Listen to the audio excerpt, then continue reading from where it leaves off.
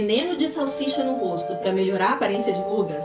É sério isso? É, eu sei, é difícil de acreditar. Se duvidar, você já até usou esse procedimento. Hoje vamos falar sobre a história da toxina botulínica, ou Botox, como alguns ainda preferem chamar.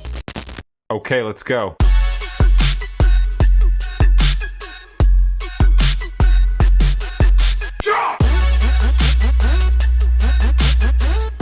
Bom, se você está aqui nesse vídeo, você já sabe de todo o potencial da toxina botulínica para melhorar a aparência de rugas, né? Não é à toa, esse é o procedimento mais popular entre as clínicas de estética do mundo. E aqui no Brasil, onde o senso estético ele tem um certo peso na sociedade, esse procedimento se popularizou não só entre os adultos que querem melhorar a aparência das rugas, como também entre os jovens que estão cada vez mais buscando a prevenção dos sinais de envelhecimento. Mas de onde surgiu esse medicamento? Por que tem toxina no nome? Ou melhor, como que uma toxina começou a ser utilizada na estética? Eu fiz uma varredura nos artigos científicos publicados ao longo dos anos, e põe ano nisso, e tá aqui a história que eu tenho para contar para você. Para contar essa história, vamos viajar na linha do tempo lá para o século XVIII. Então, só para vocês terem uma ideia, tá? Nessa época, o Brasil ainda era colonizado por Portugal. Mas não foi aqui que começou essa história, não. Tudo começou lá na Alemanha, quando descreveram pela primeira vez o surto de uma doença que tinha sintomas ali um tanto peculiares. Além de náusea, vômito, diarreia e dor abdominal, as pessoas apresentavam fraqueza muscular e paralisia, o que levava a sinais e sintomas como queda de pálpebra, flacidez muscular, dificuldade para engolir, dificuldade para respirar e até dificuldade para se mover. E esse quadro acabava levando as pessoas à morte por todo esse processo de paralisia muscular. É como se você fosse paralisando o corpo das pessoas aos poucos. Foi então que um médico decidiu investigar essa doença e descobriu que ela estava relacionada com o consumo de alimentos. E nesse caso especificamente era o consumo de salsichas.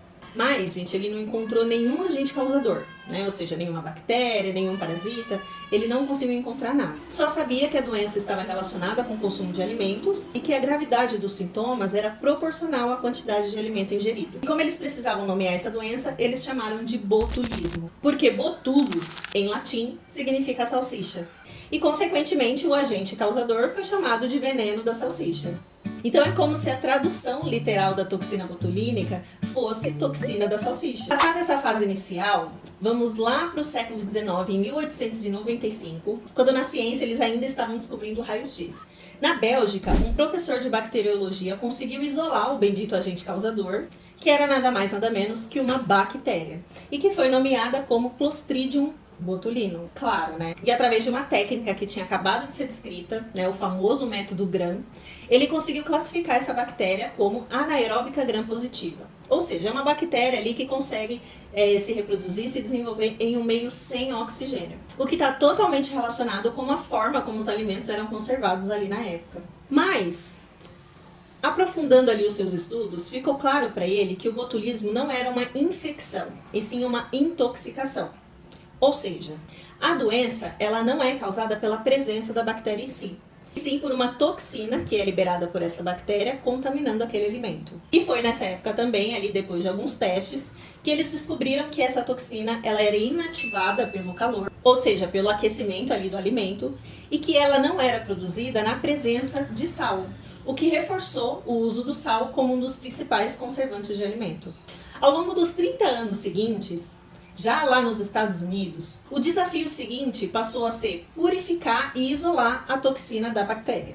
E houve uma época muito específica em que esse esforço e o foco em isolar a toxina aumentaram absurdamente, que foi durante a Segunda Guerra Mundial. Como a toxina botulínica era considerada uma das substâncias mais venenosas da época, ela passou a ser considerada como uma possível arma biológica para ser usada durante a guerra. Imagina só, né, gente, o poder de você poder imobilizar o corpo das pessoas aos poucos e isso em massa. O caos que não ia gerar num sistema de saúde de um lugar. E foi então que ali no início da guerra, em 1928, eles conseguiram isolar o tipo A da toxina botulínica a partir de camundongos. E alguns anos depois, outros sorotipos da toxina também foram isolados, mas aqui já estava sendo isolado a partir da cultura de bactérias. Então, para quem não conhece esse método, ele consiste em você cultivar bactérias numa plaquinha de vidro com um meio enriquecido para o crescimento e proliferação daquela bactéria. E a partir dali você extrai e purifica somente a toxina. Porém, né, mesmo esse sendo um método mais simples, era necessário muito material para pouca recuperação de toxina. E além disso, a toxina botulínica ela se mostrou muito instável em temperatura ambiente, né? E tudo isso junto acabou tornando o seu uso durante a guerra totalmente inviável.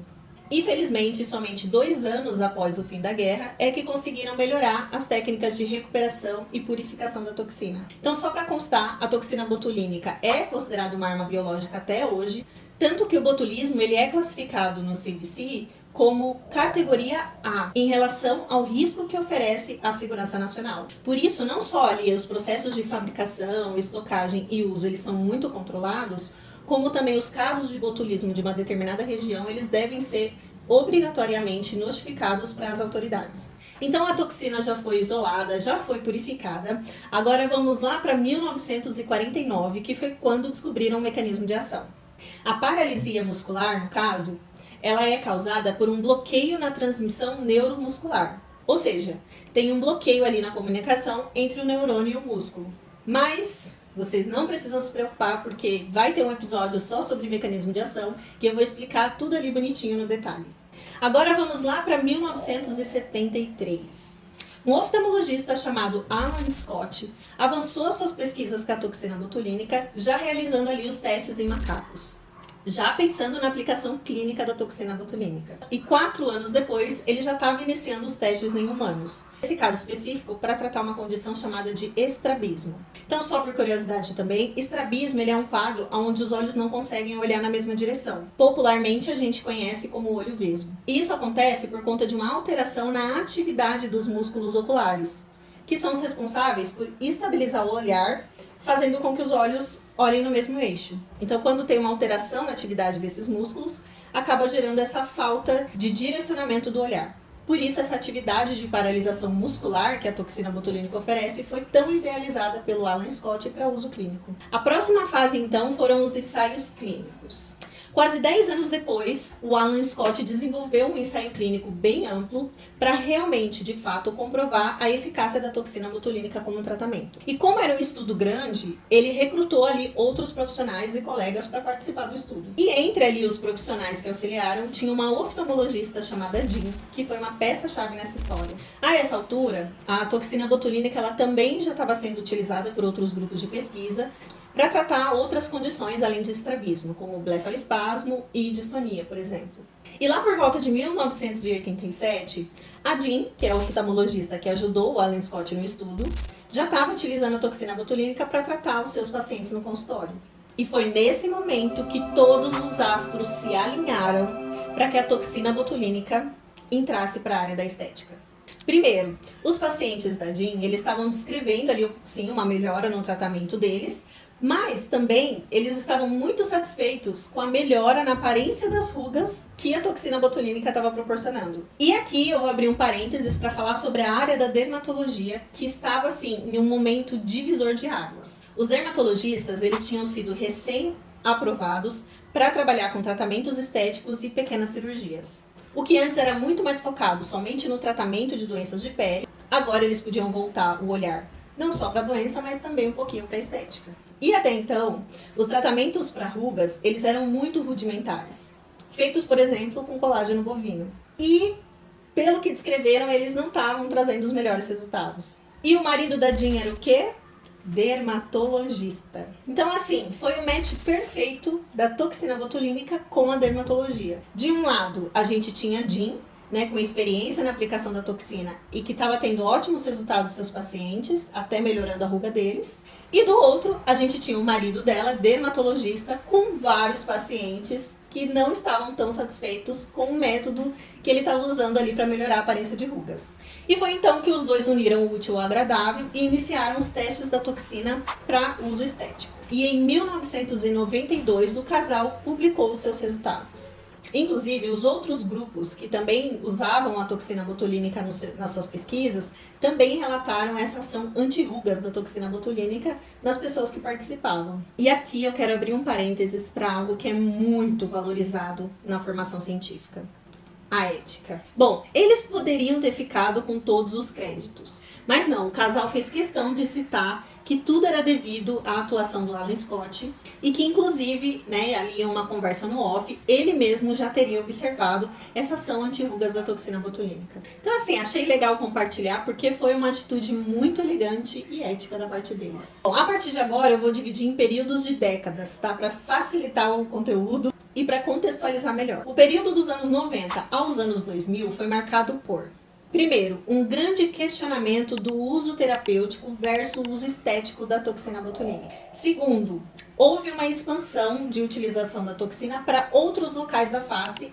além daqueles que a Jean e o marido dela descreveram, né? Então começaram a aplicar em outros locais de ruga da face. E também surgiram os primeiros relatos de efeitos indesejados e complicações do uso da toxina. Já o período dos anos 2000 a 2010 foi chamado de o boom do Botox. Primeiro, as publicações sobre o uso estético da toxina botulínica simplesmente quadruplicaram. Até mesmo porque, logo em 2002, o FDA já aprovou o uso da toxina botulínica para o tratamento de rugas. Então, houveram muitos testes de aplicação. Praticamente rugas de toda a face já estavam sendo tratadas a essa altura. E até mesmo o uso, ele expandiu para outros países, né? Então começaram a pipocar estudos em outros países já utilizando a toxina também para uso estético. Mais efeitos indesejados e complicações continuaram sendo publicados, o que nessa época levou também à publicação de guias de bom uso da toxina botulínica. Então era guia considerando anatomia, guia considerando ajustes de dosagem, guias considerando técnicas de aplicação e por aí vai. E também algumas questões éticas nessa época começaram a ser levantadas, como o uso exagerado de animais em testes e também a mesma questão do uso estético versus o uso terapêutico.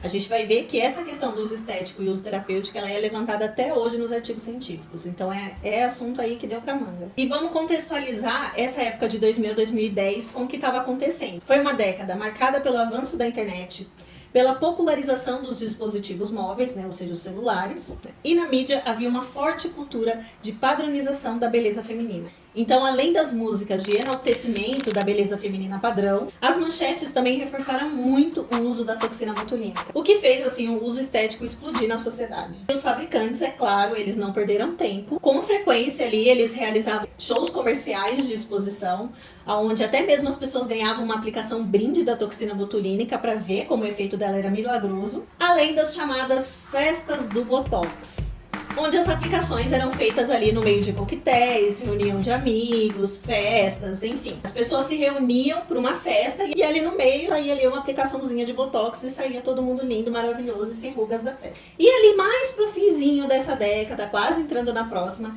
a mídia já começou a reforçar o uso da toxina botulínica em homens, onde iniciou a era do Botox. Então ali já para a década de 2010 e 2020, o comportamento de consumo da toxina mudou um pouquinho. Nos artigos científicos discutiram muito sobre a combinação de técnicas, né? Ali a toxina botulínica com técnicas de preenchimento, o que acabou levando ao procedimento chamado de harmonização facial. Discutiram também sobre os aspectos psicossociais do uso da toxina botulínica, sobre a expansão do uso da toxina para outras áreas, como por exemplo a ginecologia. Também aumentou-se a discussão sobre os casos de complicação e erros de aplicação da toxina, assim como a comercialização desse procedimento por profissionais não médicos. Já a mídia, ela mudou o tom da década anterior. Apesar da mídia ainda continuar batendo cerrado em cima das celebridades, quem usou, quem não usou toxina, quem tá querendo parecer mais jovem, quem não tá.